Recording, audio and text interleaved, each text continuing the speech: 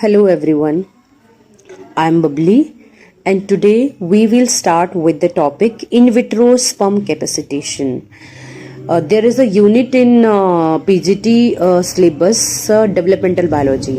उसमें एक टॉपिक है in vitro in vivo sperm capacitation. तो आज हम क्या करेंगे, इन वीवो करेंगे. ठीक है, यहाँ पे इन विट्रो हो गया है. हम क्या करेंगे, इन वीवो स्पर्म कैपेसिटेशन करेंगे आज. कैपेसिटेशन होता क्यों है? फॉर द फर्टिलाइजेशन प्रोसेस, ताकि क्या करे, स्पर्म जो है एग को फ्यूज कर पाए. लेकिन जो फर्टिलाइजेशन प्रोसेस है उसमें क्या होता है, स्पर्म डायरेक्टली जाके ओवम को फ्यूज नहीं करता है. स्पर्म जब रिलीज होता है ड्यूरिंग इजैकुलेशन, तो उसमें क्या होते हैं, बहुत सारे चेंजेस आते हैं. ठीक है, वो इमीडिएट जाके स्पर्म को एग को फर्टिलाइज नहीं करेगा. तो उसमें क्या होते हैं, बहुत सारे क्या होते हैं, फिजियोलॉजिकल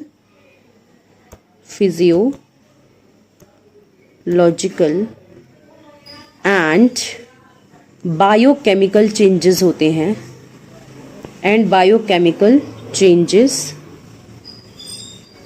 चेंजेस होते हैं. और ये चेंजेस कहाँ होते हैं, इनसाइड द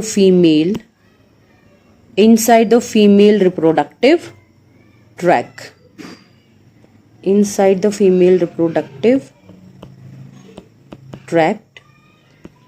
इसके अंदर क्या होंगे, बहुत सारे फिजियोलॉजिकल एंड बायोकेमिकल चेंजेस आएंगे. ये जो सारे चेंजेस है इन्हीं को हम कलेक्टिवली क्या बोलते हैं, कैपेसिटेशन. तो कैपेसिटेशन क्या होगा, capacitation is the physiological and biochemical maturation process that occurs in mammalian sperm या any other animal sperm within the female reproductive tract, making the sperm capable of fertilizing the ovum. ठीक है, after that the sperm will be able to fertilize the egg after capacitation. तो ये पूरी process होती कैसे है, हम one by one step इसके स्टडी करेंगे.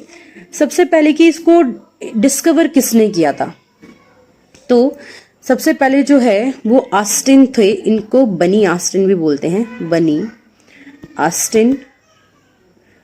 इन्होंने इन 1951 में रैट्स में डिस्कवर की थी. फिर दूसरे जो साइंटिस्ट थे वो थे मिनचू चैंग. इन 1951 में इन्होंने भी क्या किया था, रैबिट्स में जो है ये डिस्कवर किया था कैपेसिटेशन. तो अगर मैं ह्यूमन की बात करूं, capacitation take approximately 12 hours. Capacitation के लिए कितने लगते हैं, 12 घंटे लगते हैं. अब हम क्या करेंगे, स्टेप बाय स्टेप करेंगे. पहला स्टेप जो है, entry of sperm into the female reproductive track. जब क्या होगी, एंट्री हो जाएगी sperm into the female reproductive tract. इस पे क्या होगा, जब इजैकुलेशन होता है तो मिलियंस ऑफ स्पर्म्स क्या होते हैं, रिलीज होते हैं, और वो जाके क्या होते हैं, डिपॉजिट हो जाते हैं फीमेल रिप्रोडक्टिव ट्रैक्ट. इसमें क्या होगा, during ejaculation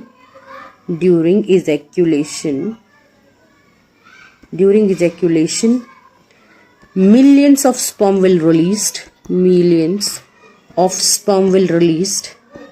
and they are deposited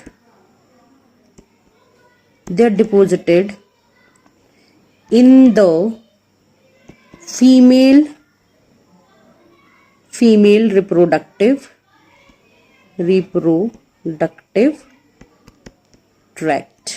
इसके लिए हम स्मॉल वर्ड भी बोल सकते हैं, FRT, फीमेल रिप्रोडक्टिव ट्रैक. ठीक है, तो ये क्या हो जाएंगे, डिपॉजिट हो जाएंगे फीमेल रिप्रोडक्टिव ट्रैक में जब स्पर्म्स क्या होंगे, रिलीज हो जाएंगे. तो फिर उसके बाद क्या होगा, आफ्टर दैट अभी भी स्पर्म क्या होंगे, दे आर मोटाइल, ऐसा नहीं है कि इनमें मोटिलिटी नहीं होंगी, they are motile, sperm are motile this time also, sperm are motile, but they are unable to fertilize the egg, but they are unable to fertilize the egg, they are unable to fertilize the egg. Because why they are unable, because जो plasma membrane है, sperm की plasma membrane जो है, उसमें क्या है, the plasma membrane of sperm contain what it contains a large amount of cholesterol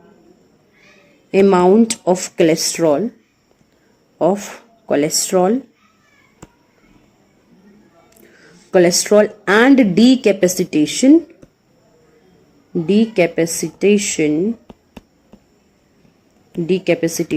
factors. ये क्या करते हैं, जो सब्सटेंसेस स्टेबलाइज करते हैं स्पर्म मेम्ब्रेन को और प्रिवेंट करते हैं प्री मैच्योर फर्टिलाइजेशन. ये क्या करेंगे, stabilize the sperm membrane and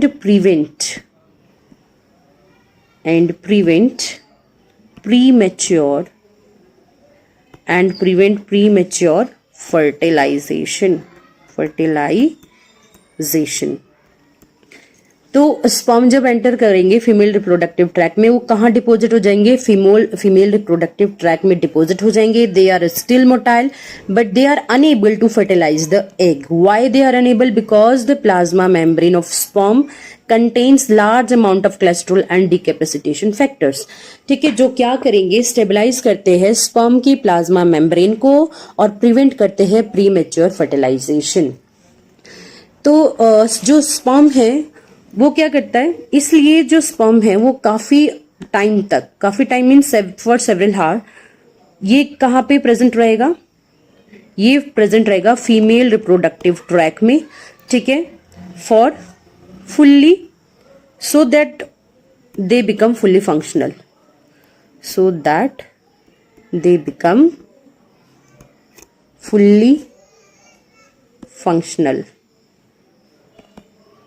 fully functional. अब इसमें क्या होगा, there are two pathways, दो पाथवेज होंगे इसमें. इस कैपेसिटेशन प्रोसेस में क्या है, एटीपी का प्रोडक्शन होगा, एटीपी का रिक्वायरमेंट होगा.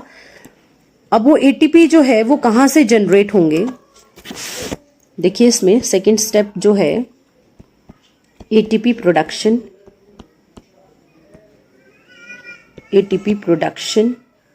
During capacitation.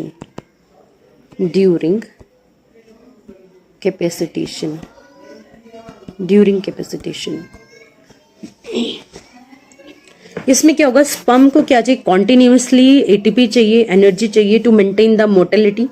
ठीक है, तो they require ATP to maintain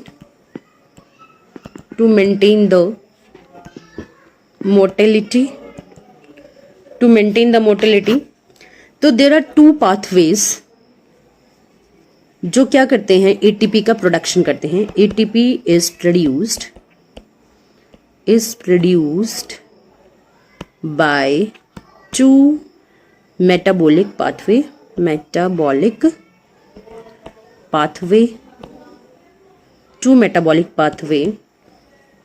One is glycolysis.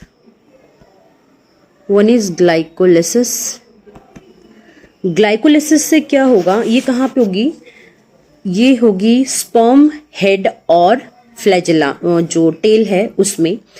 दूसरा है oxidative phosphorylation. Second is oxidative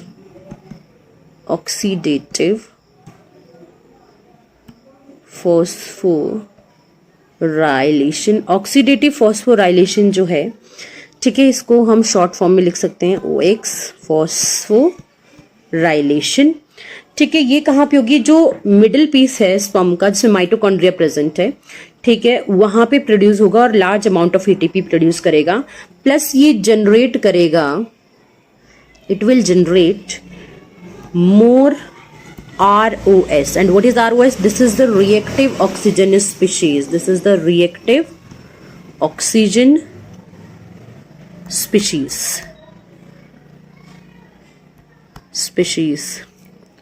This is the reactive oxygen species. This is the full form of ROS. अभी कहाँ पे होगा glycolysis? Suppose this is a sperm, this is acrosome, this is a nucleus, ये आ गया neck region, this is the neck region. अब जो glycolysis pathway हैं ये कहाँ पे होगा? This is the head portion, this is the middle piece, ये है mid piece, और जो ये आ गया this is the tail region. अब यहाँ पे क्या होगा, जो हेड और टेल है यानी कि जो ये वाला पोर्शन है और ये वाला पोर्शन है, इसमें होगी ग्लाइकोलिसिस, जिसके थ्रू क्या होगा, ATP प्रोडक्शन होगा। ठीक है, ये यहाँ पे होंगी। और जो मिड पीस है इससे क्या होगा, हाइपर एक्टिविटी, मोटिलिटी आएगी, एक्रोजोम रिएक्शन जो होगा वो सारा इस ग्लाइकोलिसिस के थ्रू होगा। मतलब जो भी ATP प्रोड्यूस होंगे इन रिएक्शंस के लिए, लाइक एक्रोजोम रिएक्शन हो गया, हाइपर एक्टिविटी, मोटिलिटी हो गया, ये सब हम आगे पढ़ेंगे। दूसरा जो मिड पीस है इसमें होगा ऑक्सीडेटिव फॉस्फोराइलेशन, ऑक्सीडेटिव फॉस्फोराइलेशन,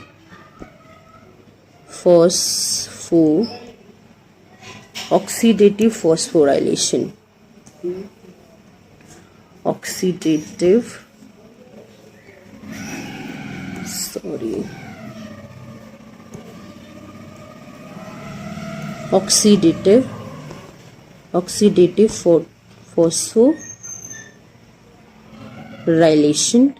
इससे क्या होगा, ATP का जनरेशन तो होगा ही होगा, बट क्या होगा, ROS का भी जनरेशन होगा, that is reactive oxygen species.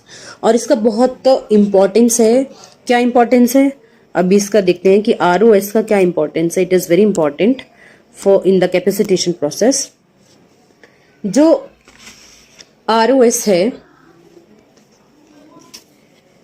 इसका क्या रोल है, देखिए इसमें role of, third step is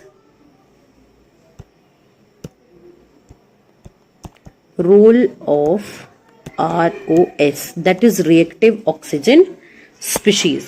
ये क्या करती है, डुअल रोल प्ले करती है इन स्पर्म फंक्शन।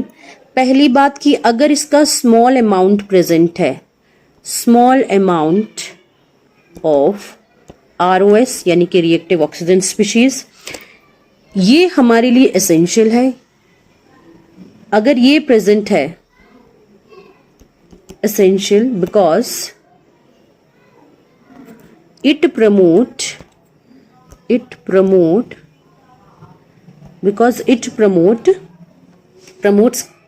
Cholesterol oxidation. ये क्या करेगा, cholesterol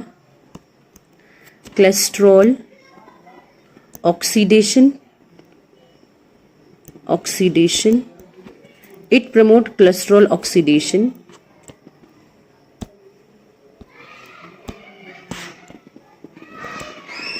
and membrane remodeling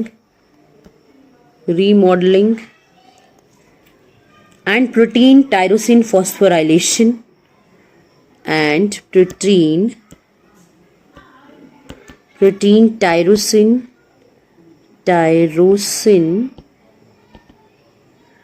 phosphorylation, protein tyrosine phosphorylation. और ये सारा किसके लिए जरूरी है, these all are necessary for capacitation, sperm capacitation. तो अगर स्मॉल अमाउंट प्रेजेंट है रिएक्टिव ऑक्सीजन स्पीशीज का। तो ये क्या करेगा, प्रमोट करेगा कोलेस्ट्रॉल के ऑक्सीडेशन को, मेम्ब्रेन के रिमॉडलिंग को, एंड जो प्रोटीन है टायरोसिन उसके फॉस्फोराइलेशन को, and these all are the important factors for the capacitation of sperm. अगर इसकी कंसेंट्रेशन ज्यादा हो जाए तो, secondly if its concentration is increases, अगर इसकी कंसेंट्रेशन इंक्रीज हो जाए, इंक्रीज कंसेंट्रेशन ऑफ ROS, तो क्या होगा, अगर इसकी कंसेंट्रेशन इंक्रीज हो जाए तो क्या कॉज करता है, इट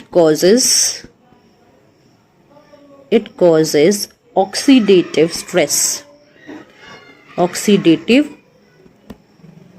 स्ट्रेस जो क्या करेगा, डैमेज करेगा माइटोकॉन्ड्रियल एंजाइम को, माइटोकॉन्ड्रियल एंजाइम्स को, it will damage mitochondrial enzymes, reducing ATP production, क्या करेगा, रिड्यूस कर देगा ATP प्रोडक्शन को, reducing ATP प्रोडक्शन, और क्या करेगा, कॉज करेगा लिपिड पर oxidation of the sperm membrane. जो स्पर्म मेम्ब्रेन है, स्पर्म मेम्ब्रेन उसका ये क्या कर देगा, लिपिड पर ऑक्सीडेशन, लिपिड पर ऑक्सीडेशन,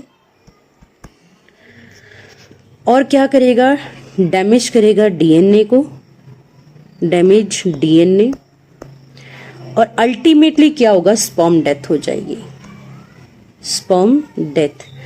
तो अगर तो इसकी कंसंट्रेशन इंक्रीज हो जाती है तो क्या क्या होगा, ऑक्सीडेटिव स्ट्रेस होगा, जिससे क्या होगा, माइटोकॉन्ड्रिया के जो एंजाइम्स वो डैमेज हो जाएंगे, और एंजाइम डैमेज हो जाएंगे तो एटीपी प्रोडक्शन जो है वो रिड्यूस हो जाएगा, और स्पर्म मेम्ब्रेन जो है उसका क्या हो जाएगा, लिपिड पर ऑक्सीडेशन हो जाएगा, प्लस डीएनए डैमेज हो जाएगा, और अल्टीमेटली स्पर्म की क्या हो जाएगी, डेथ हो जाएगी।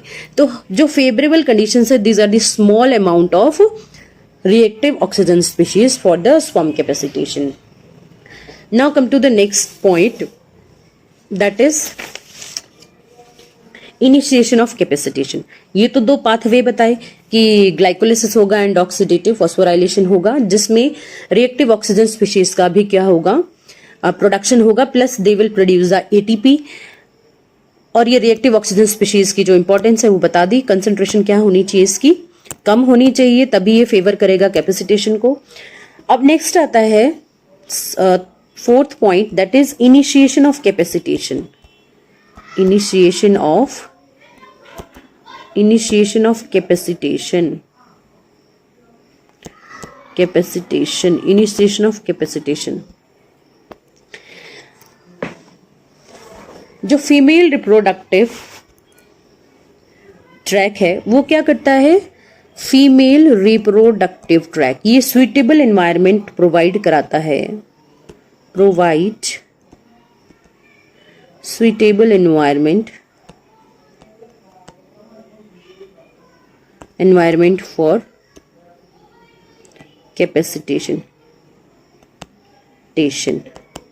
दूसरी बात, जो यहाँ स्पर्म है वो क्या करता है, जब भी फीमेल रिप्रोडक्टिव ट्रैक में आता है तो ये लीनियर मोटिलिटी अटेन करता है, linear motility, it will attain the linear motility as they move through the uterus or the oviduct। ठीक है, जो यूट्राइन ओवी एंड ओविडक्टल फ्लूइड है उसमें क्या क्या प्रेजेंट होता है, उसमें bicarbonate, albumin, high density lipoproteins, apoproteins, calcium ions और small amount of reactive oxygen species तो प्रेजेंट रहेगा ही रहेगा।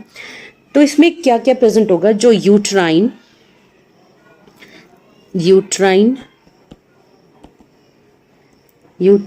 एंड ओविडक्टल फ्लूइड है, ओविडक्टल फ्लूइड है, इसमें क्या क्या प्रेजेंट रहेगा। तो सबसे पहले आता है इसमें बाइकार्बोनेट आयन प्रेजेंट रहेंगे, बाइकार्बोनेट आयन यानी कि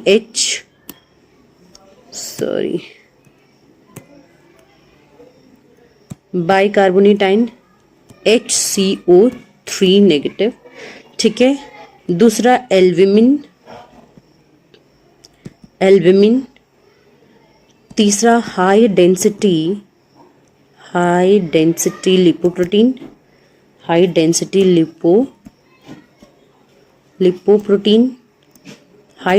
लिपोप्रोटीन जिसको हम क्या बोलते हैं, HDL भी बोलते हैं। And next is apoprotein,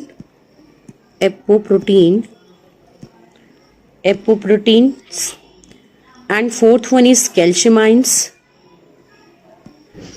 These are very important in capacitation reactions, calcium ions. और कुछ स्मॉल अमाउंट ऑफ, और हमें स्मॉल अमाउंट ही चाहिए किसका, small amount of reactive oxygen species. तो ये सारा जो है ये कहाँ प्रेजेंट रहेगा, these are present in uterine and oviductal fluid जो होगा उसमें क्या क्या बाइकार्बोनेट आयन प्रेजेंट रहेंगे, एल्ब्यूमिन प्रेजेंट रहेगा, हाई डेंसिटी लिपोप्रोटीन्स प्रेजेंट रहेंगे, एपोप्रोटीन्स प्रेजेंट रहेंगे, calcium ions and small amount of reactive species. अब क्या होगा, दीज मॉलिक्यूल्स ये क्या करेंगे, ये जो मॉलिक्यूल्स हैं सारे ये इनिशिएट करेंगे, they will initiate the capacitation reaction।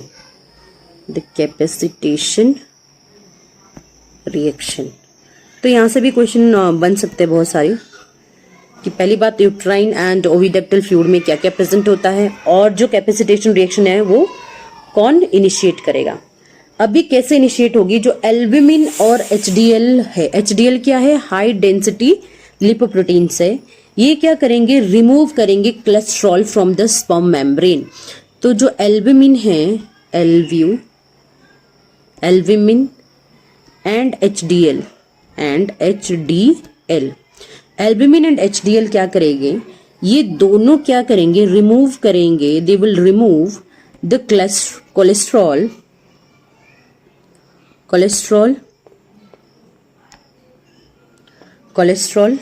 कहां से रिमूव करेंगे cholesterol, they will remove the cholesterol from the sperm plasma membrane,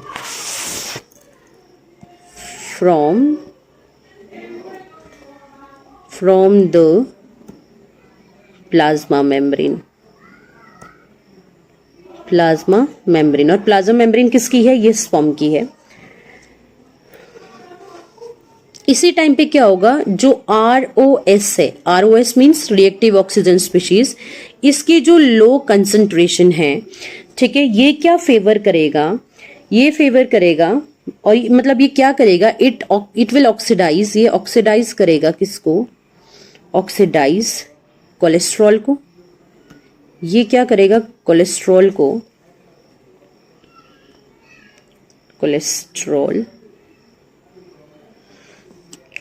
it will oxidize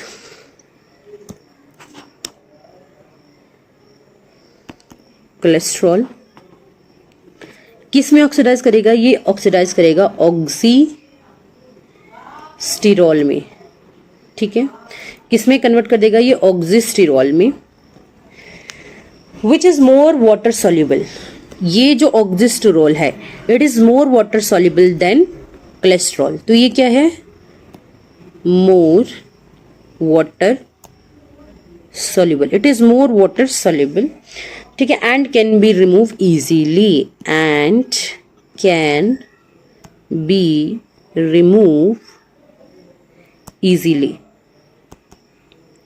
तो जो एल्ब्यूमिन और हाई डेंसिटी लिपोप्रोटीन है वो क्या करेंगे, इसको इजीली रिमूव कर देंगे because it is more soluble in water as compare to cholesterol. जैसे रिमूव हो जाएगा कोलेस्ट्रॉल, जो स्पर्म मेम्ब्रेन है, ठीक है, वो क्या हो जाएगी, मोर फ्लूइड हो जाएगी, फ्लेक्सिबल हो जाएगी और प्रिपेयर करेगी स्पर्म को फर्टिलाइजेशन के लिए। इस प्रोसेस को हम क्या बोलते हैं, जब कोलेस्ट्रॉल रिमूव हो जाता है इसको हम बोलते हैं, this is also important, reverse cholesterol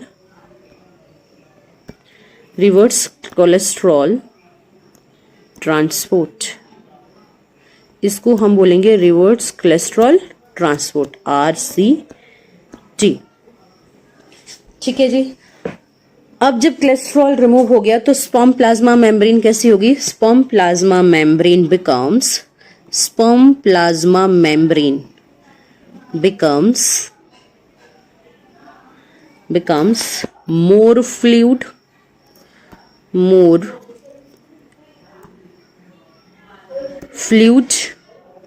flexible and permeable, ठीक है, परमिएबल हो जाएगी ये।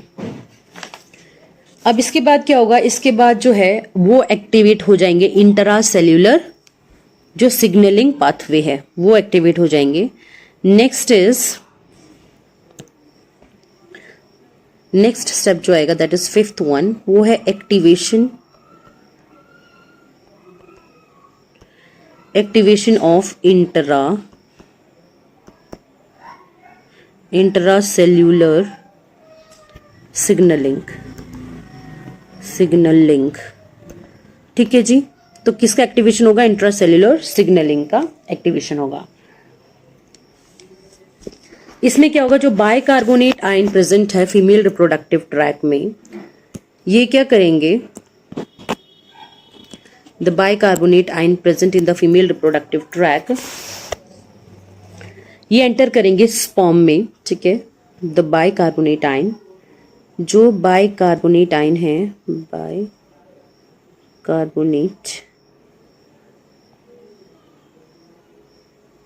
बाइकार्बोनेट आयंस जो कहाँ प्रेजेंट है? फीमेल रिप्रोडक्टिव ट्रैक में प्रेजेंट है। फीमेल रिप्रोडक्टिव ट्रैक में प्रेजेंट है। ये एंटर करेंगे, they will enters in the sperm में एंटर करेंगे ये, ठीक है। थ्रू, किसके थ्रू करेंगे? Through bicarbonate and chloride exchanger, इसके थ्रू ये क्या करेगा? स्पर्म में एंटर करेगा, ठीक है। Bicarbonate ion and chloride exchanger channel के थ्रू क्या करेंगे? ये जो आयन से ये स्पर्म में एंटर करेंगे। एक बार जब ये स्पर्म में एंटर कर जाएंगे बाइकार्बोनेट आयंस, तो ये क्या करेंगे? एक्टिवेट करेंगे एंजाइम को, दैट इज एडिनाइलिल साइक्लेज, ठीक है। अब क्या हो जाएगा? जैसे ही बाइकार्बोनेट आयन एंटर करेंगे, दे विल एक्टिवेट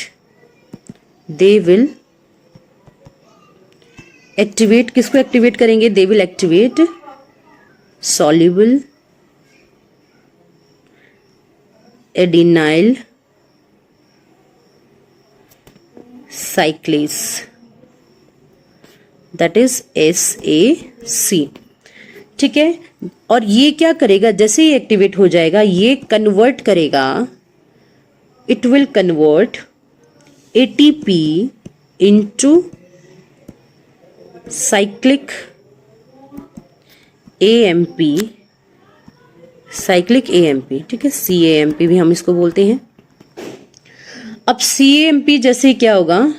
इसकी कंसंट्रेशन इंक्रीज हो जाएगी, ये एक्टिवेट करेगी किसको? It activates protein kinase A,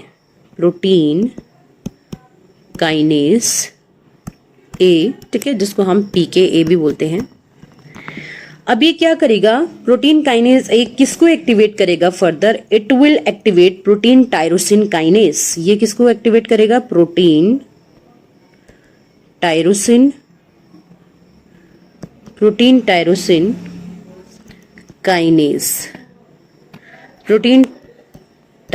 kinase, और इनहिबिट करेगा इसको, तो ये एक्टिवेट करेगा, इसको करेगा एक्टिवेट, और इनहिबिट करेगा किसको? It will inhibit protein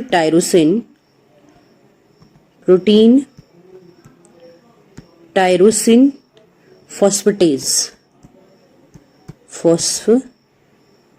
phosphatase, PTP, ठीक है जी। तो क्या हुआ? सबसे पहले बाइकार्बोनेट आयन जो है जो फीमेल रिप्रोडक्टिव ट्रैक में प्रेजेंट थे, ये कहाँ एंटर करेंगे? They will enter into the sperm through, किसके थ्रू एंटर करेंगे? बाइकार्बोनेट क्लोराइड आयन एक्सचेंजर के थ्रू। फिर ये क्या करेंगे? एक्टिवेट करेंगे, they will activate the soluble adenylyl साइक्लेज।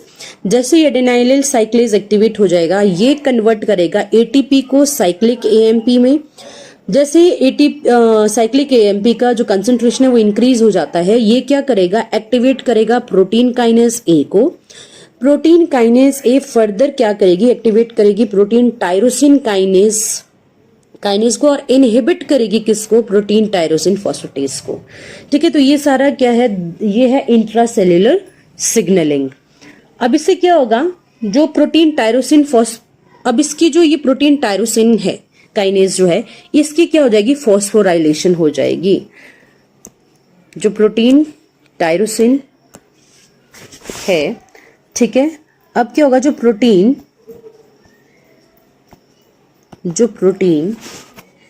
Tyrosine है,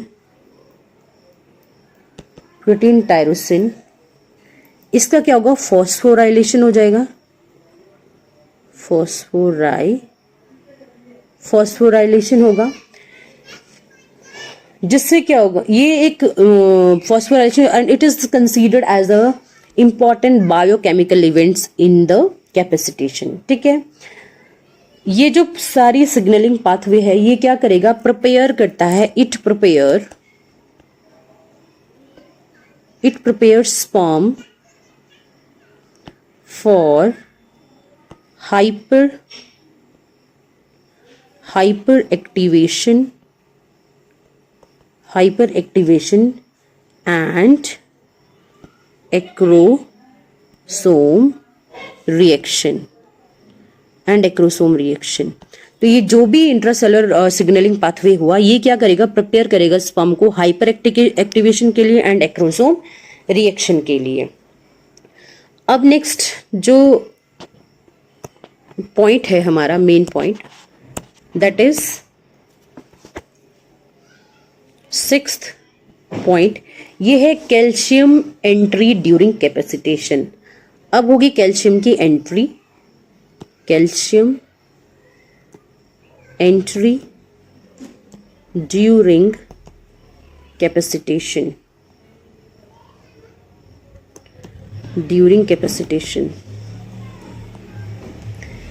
As the sperm become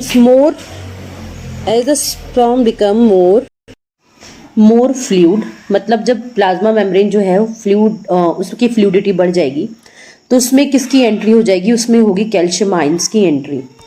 ठीक है, और कैल्शियम आयंस जो है ये कहाँ, मतलब जो फीमेल ट्रैक में है, फीमेल रिप्रोडक्टिव ट्रैक जो है, उसमें कहाँ से आएंगे ये? तो उसमें आएंगे जो ओविडक्ट और यूट्रस है, वो क्या करेंगे? म्यूकोसा रिलीज करेंगे, और इस म्यूकोसा में प्रेजेंट होंगे कैल्शियम आयन, जो कहाँ एंटर करेंगे? They will enter into sperm. और स्पर्म में ये कहाँ स्पर्म में एंटर करेंगे, लेकिन कुछ चैनल्स होते हैं जिसके थ्रू ये एंटर करेंगे, and these channels are known as CatSper channel. और इसकी जो फुल फॉर्म है, कैट्सपर मतलब cation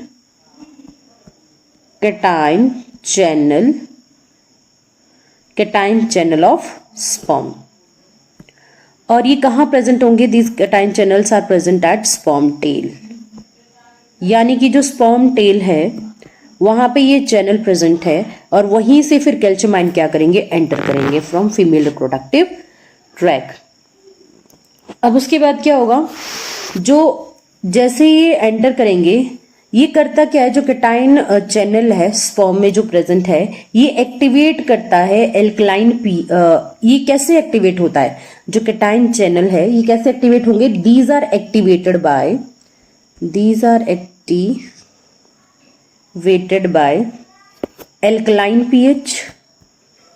alkaline pH and progesterone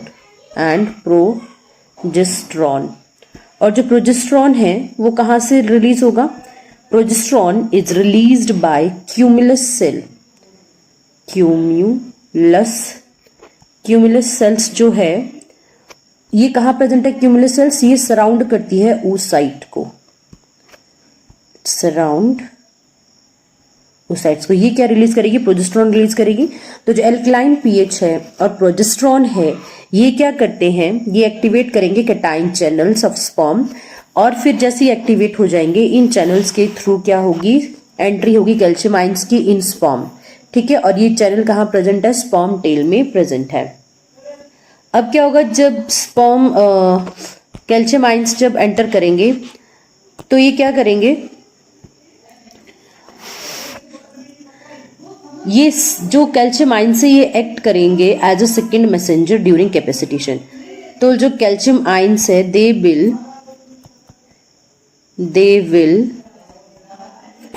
work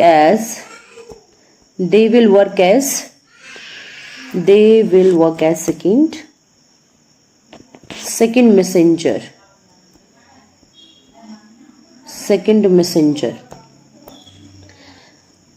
जब इसकी कंसंट्रेशन जो है इंट्रासेलुलर कैल्शियम आयंस की जब कंसंट्रेशन इंक्रीज हो जाएगी तो ये क्या करता है? स्पर्म को as the concentration of calcium ion increases, it will prepare, ये क्या करेगा? it will prepare the sperm, ये क्या करेगा? स्पर्म को प्रिपेयर करेगा फॉर हाइपर एक्टिवेटेड मोटिलिटी के लिए रिस्पॉन्सिबल होगा ये, और एक्रोसोम रिएक्शन के लिए, and responsible for acrosome reactions. जिनमें ये चैनल्स नहीं होते हैं, कौन से चैनल्स? कैट्सपर चैनल, यानी कि कैटाइन स्पर्म चैनल्स नहीं होते हैं, उनमें कैपेसिटेशन नहीं होती है। नॉर्मल कैपेसिटेशन क्या होती है? नहीं होती है। Now we will move to the next point, that is rearrangement of membrane proteins. ठीक है, अब क्या होगा?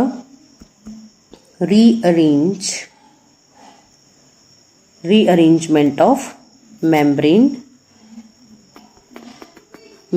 Proteins. Rearrangement of membrane proteins, इसमें क्या होगा? जब कुछ इंपॉर्टेंट प्रोटीन्स होती हैं जो क्या करती है? हेल्प करेगी स्पर्म को, स्पर्म की जो मेम्ब्रेन है उसका फ्यूजन विद द एक्रोसोम जो हेड पोर्शन में प्रेजेंट है स्पर्म के। ठीक है, तो वो एक्रोसोम रिएक्शन में हेल्प करेगी। ये कौन सी प्रोटीन्स है? ये है आपकी स्नेयर प्रोटीन्स। ठीक है, स्नेयर इसकी फुल फॉर्म क्या है? soluble N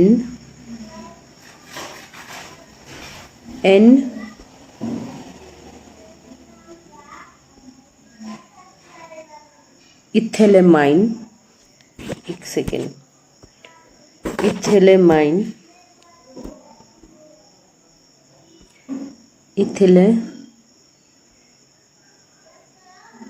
ethyl amide sensitive factor attachment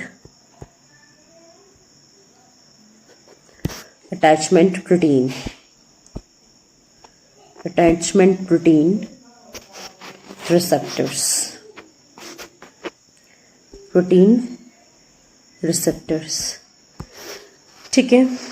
ये क्या करती है? मूव करती है towards the apical ridge of the sperm head. जो स्नेयर प्रोटीन्स है इसमें आपके क्या क्या आ जाएंगे? इसमें आ जाएंगे VAMP, ये प्रोटीन्स आ जाएंगे, एंड सिंटैक्सिन आ जाएंगे। सिंटैक्सिन। ये क्या करती है, ये मूव करेगी टुवर्ड्स स्पर्म हेड, ठीक है, moves towards sperm towards the apical ridge of sperm head, ठीक है जी। इसके बाद क्या होगा, इसके बाद क्या होगा, ये प्रोटीन्स हेल्प करेगी prepare the sperm for membrane fusion. ये क्या करेगी, स्पर्म को हेल्प करेगी इन मेम्ब्रेन फ्यूजन, इन मेम्ब्रेन फ्यूजन ड्यूरिंग, कब, during acrosome reaction, during acrosome reaction and later, और बाद में क्या करेगी, हेल्प करेगी fusion with egg, with the egg. तो ये क्या करेगी, फ्यूजन में हेल्प करेगी, चाहे एक्रोसोम मेम्ब्रेन के साथ फ्यूज करना है, चाहे एग के साथ फ्यूज करना है। अब ये जो अटैचमेंट है, जो अब नेक्स्ट पॉइंट आता है इसमें, फॉर्मेशन ऑफ स्पर्म रिजर्वॉयर, जो 8th पॉइंट है, that is formation of sperm reservoir,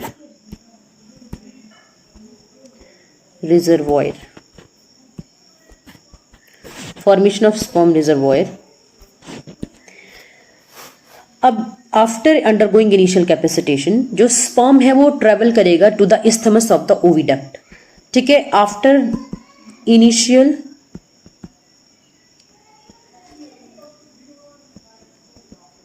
initial capacitation,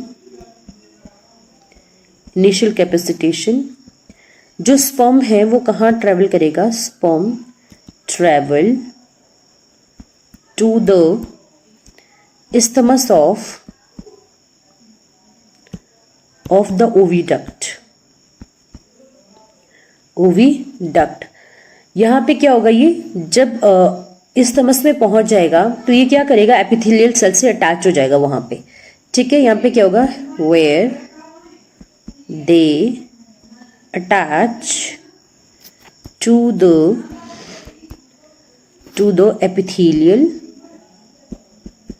epithelial cells, ठीक है। जब ये अटैच हो जाएगा तो इस अटैचमेंट को हम बोलते हैं स्पर्म रिजर्वॉयर।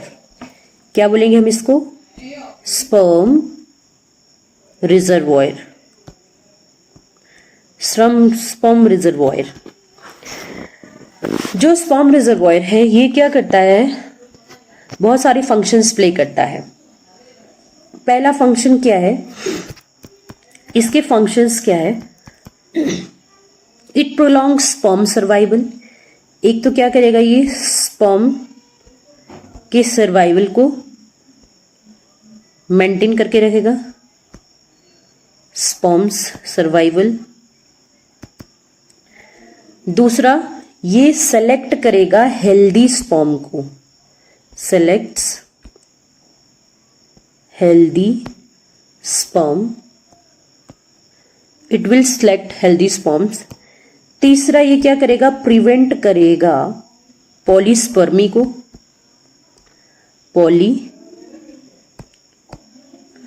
पॉलीस्पर्मी। एंड क्या करेगा, रिलीज करेगा स्पर्म को gradually near the time of ovulation. जब ओव्यूलेशन का टाइम आएगा तो क्या करेगा, ये रिलीज करेगा स्पर्म को at the time of ovulation, ovulation. तो ये सारे फंक्शन किसके हैं? स्पर्म रिजर्वॉयर के हैं। स्पर्म रिजर्वॉयर मींस जब क्या हो जाएगा, स्पर्म जो है इस्थमस तक जाएगा तो वहां पे वो एपिथेलियल सेल से अटैच हो जाएगा, जिसको हमने स्पर्म रिजर्वॉयर बोल दिया। ठीक है, तो इसके कुछ फंक्शन है कि ये क्या करेगा, स्पर्म के सर्वाइवल को मेंटेन करेगा, प्लस ये क्या करेगा, सिक्रीट्स करेगा हेल्दी स्पर्म को, प्रिवेंट करेगा पॉलीस्पर्मी को, एंड रिलीज करेगा स्पर्म को जब क्या होगा, ओव्यूलेशन होगा, उस टाइम क्या करेगा, ये रिलीज करेगा स्पर्म को। अब नेक्स्ट आता है release of sperm from the reservoir. Release of sperm from the reservoir, from the reservoir। अब क्या होगा इसमें, जैसे ओव्यूलेशन होगी बहुत सारे फैक्टर्स क्या करेंगे, स्टिमुलेट करेंगे कि स्पर्म क्या हो जाए, रिजर्वॉयर से रिलीज हो जाए। ठीक है, तो इसमें क्या होगा, as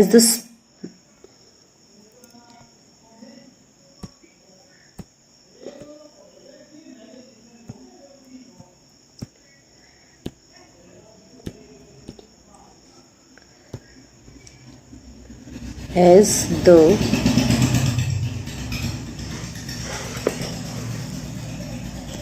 sperm ovulation commences, जैसे ही क्या होगी, ओव्यूलेशन होगी तो क्या हो जाएगा, बहुत सारी फैक्टर्स जो है वो क्या करेंगे, स्टिमुलेट करेंगे several, it is not working,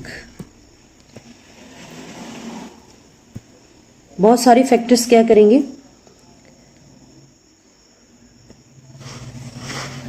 several factors क्या होंगे, several factors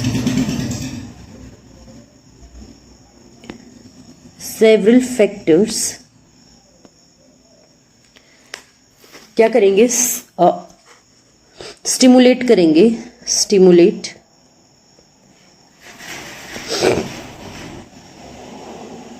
it is not working, stimulate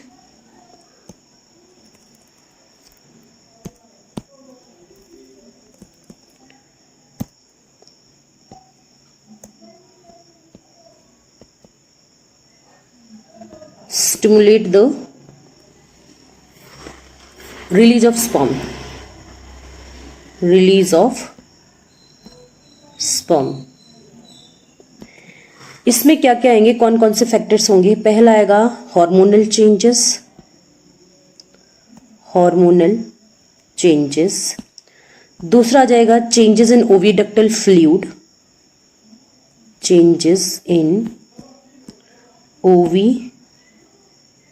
ductal fluid, तीसरा चेंज आएगा पेरिस्टलेटिक,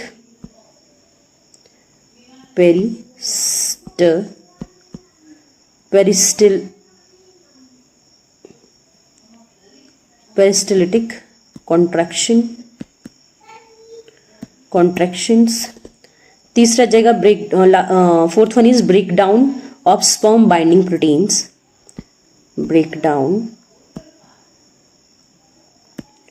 of sperm binding proteins, and सबसे इंपॉर्टेंट की जो प्रोजेस्टेरॉन है वो रिलीज होगा, progesterone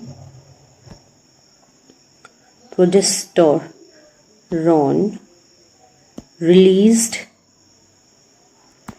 bye the cumulus sales,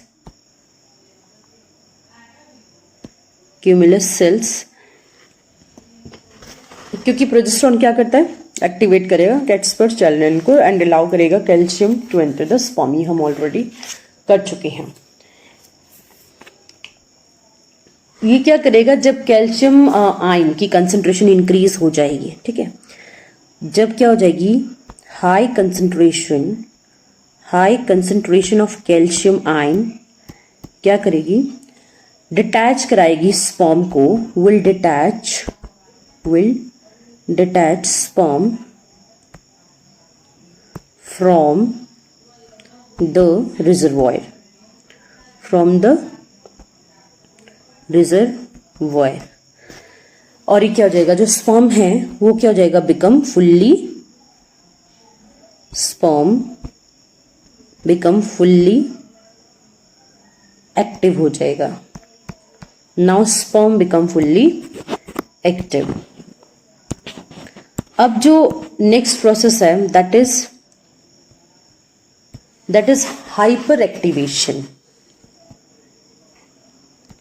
hyper activation. तो इसमें क्या हो जाएगा, हाइपर एक्टिवेशन में इसमें कुछ स्पेशल पैटर्न है स्पर्म मूवमेंट के दैट अकर्स आफ्टर कैपेसिटेशन। ठीक है, instead of swimming in a straight line the sperm exhibit vigorous high amplitude asymmetrical tail movement. ठीक है, हमने स्टार्टिंग में पढ़ा था कि जब स्पर्म एंटर करेगा फीमेल रिप्रोडक्टिव ट्रैक में तो वो क्या करता है, लीनियर मूवमेंट एग्जिबिट करता है। लेकिन आफ्टर एक्टिवेशन, हाइपर एक्टिवेशन, ये इसकी जो मूवमेंट है वो स्ट्रेट नहीं रहेगी। ये क्या करेगा, vigorous high amplitude, high amplitude asymmetrical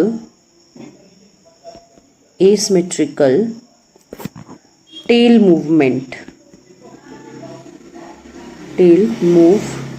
movements। इससे क्या होगा, जो पावरफुल मूवमेंट है स्पर्म की, ये डिटैच करेगा इसको ओविडक्टल जो एपिथेलियम, मतलब जो ये एपिथेलियम से जुड़ा हुआ था, एपिथेलियम सेल से क्या हो जाएगा, ये डिटैच हो जाएगा और फिर क्या करेगा, मूव करेगा through the thick mucus of the oviduct. ठीक है, then it will move through the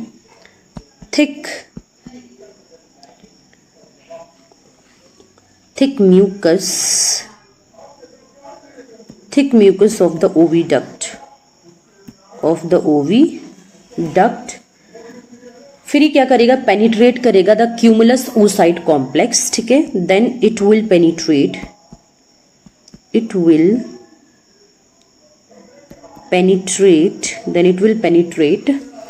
the cumulus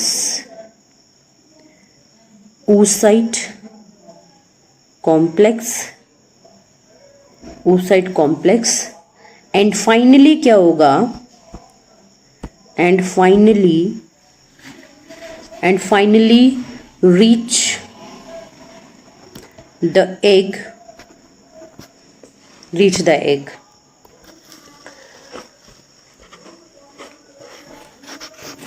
now next is 11 point, जो लास्ट तो नहीं है, guidance of sperm towards the egg. Next point is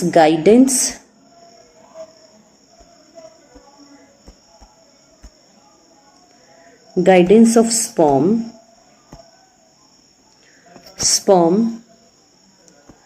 towards the egg.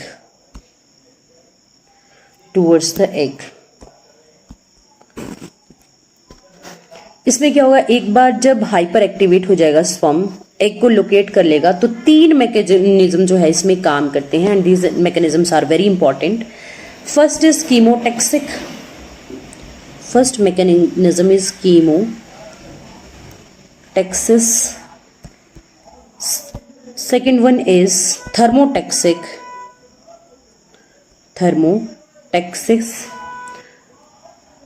and third one is rheotaxis। अब ये तीनों है क्या, पहला जो हमने देखा दैट इज कीमोटैक्सिस। इसमें क्या होगा,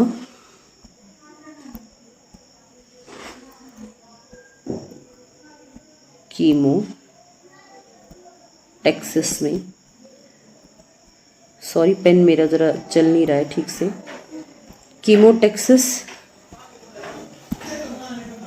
कीमोटैक्सिस में क्या होगा? Chemo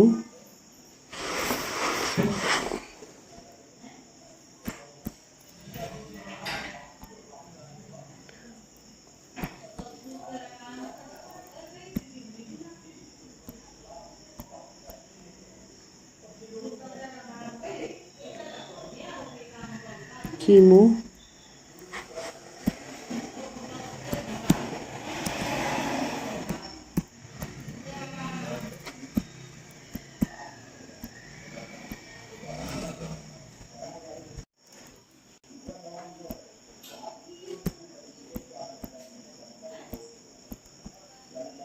chemotaxis. कीमोटैक्सिस क्या है?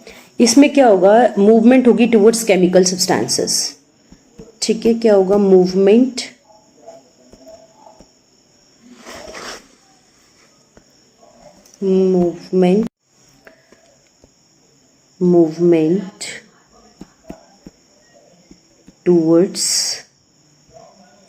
Towards chemical, movement towards chemical. दूसरा है इसमें thermotaxis, chemical mainly progesterone release by the cumulus cells. ठीक है, उसकी तरफ क्या होगी? इसकी मूवमेंट होगी। दूसरा जो है दैट इज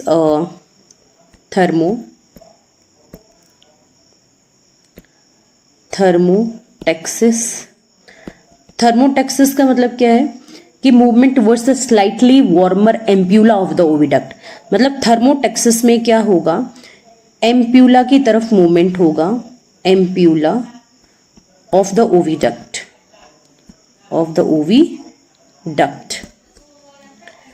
किसका? थर्मोटैक्सिस का, थर्मोटैक्सिस में। ठीक है, थर्मोटैक्सिस में किसकी तरफ मूवमेंट होगा? स्पर्म का movement towards ampulla of the oviduct. Third one is रियोटैक्सिस।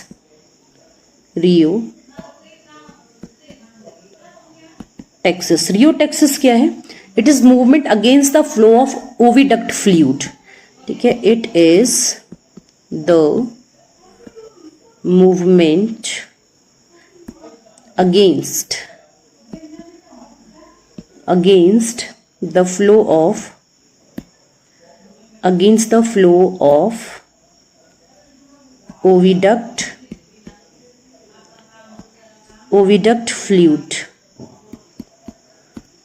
fluid। ये जो तीनों प्रोसेसेस है, कीमोटैक्सिस, थर्मोटैक्सिस एंड रियोटैक्सिस, ये क्या करती है? तीनों मिलके हेल्प करती है स्पर्म को कि वो क्या करे? एग तक एफिशिएंटली पहुंच जाए, to reach efficiently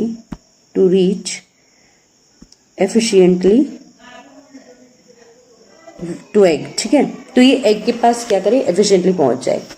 now next is acrosome reaction. Next is acrosomal reaction, that is the 12th।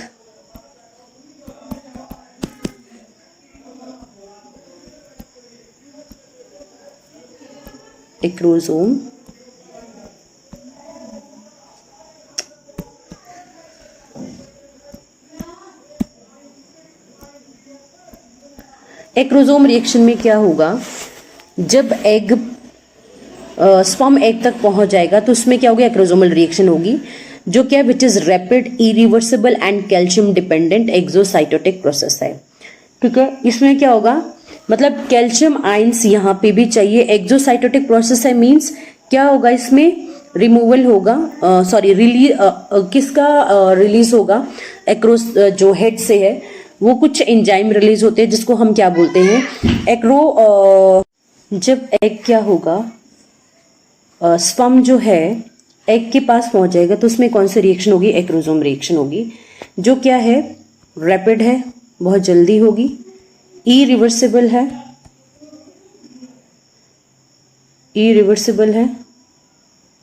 और कैल्शियम डिपेंडेंट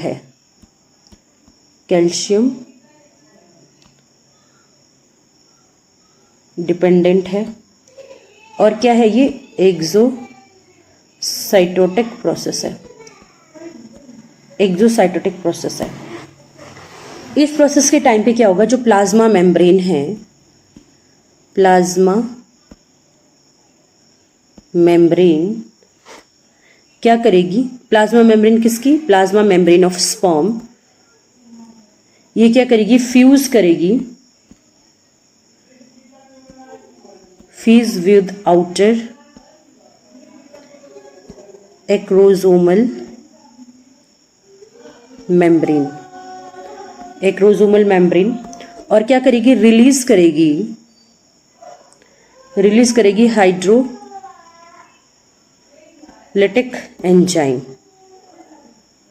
हाइड्रोलिटिक एंजाइम्स, कौन कौन से, सच एज एक्रोसिन एंड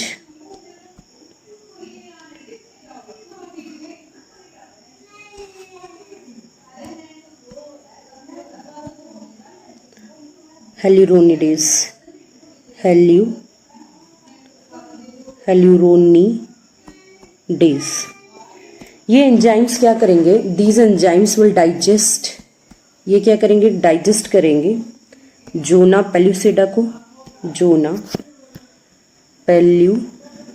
को, और अलाउ करेंगे स्पर्म को, and allow sperm to enter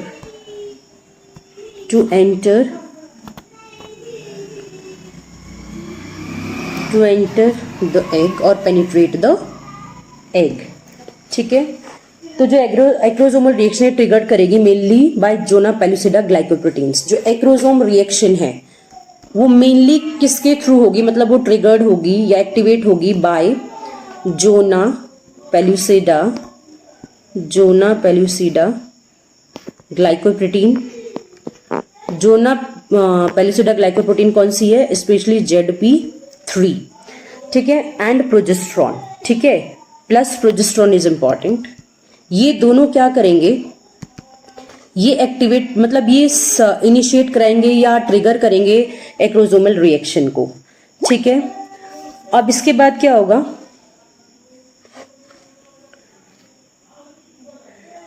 both triggers increase, अब इससे क्या होगा, इंट्रासेलुलर कैल्शियम आयन इंक्रीज हो जाएंगे जो इनिशिएट करेंगे मेम्ब्रेन के। अब इसके बाद क्या होगा, एक्रोसोम रिएक्शन के बाद स्पर्म क्या करेगा, पेनिट्रेट करेगा, it will penetrate zona pellucida and reach the oocyte plasma membrane. ठीक है, यानी कि अब क्या होगी, फर्टिलाइजेशन होगी। Now last step is fertilization कि लास्ट में क्या होगा, जो after acrosome reaction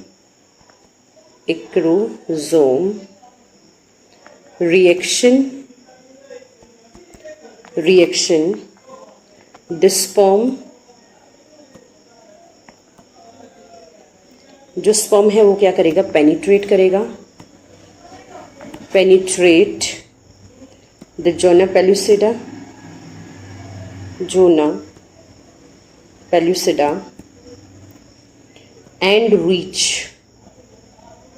and reaches the oocyte plasma membrane।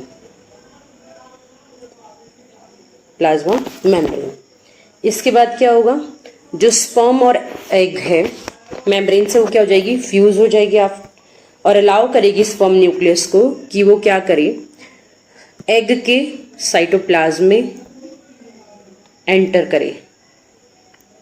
ठीक है, स्पर्म न्यूक्लियस। इस तरह से क्या होती है, पूरी कंप्लीट कैपेसिटेशन हो जाएगी और क्या होगी, फर्टिलाइजेशन होगी। तो यहाँ पे ये टॉपिक क्या हो जाता है, कंप्लीट हो जाता है। इससे रिलेटेड जो MCQs हैं या क्वेश्चंस हैं वो हम नेक्स्ट लेक्चर में करेंगे, क्योंकि वो बहुत सारे हैं, तो हम उसको अगले लेक्चर में कवर करेंगे MCQs। Thank you. अगर आपको लेक्चर अच्छा लग रहा है तो प्लीज़ इसको लाइक करें, शेयर करें और सब्सक्राइब करें। Thank you.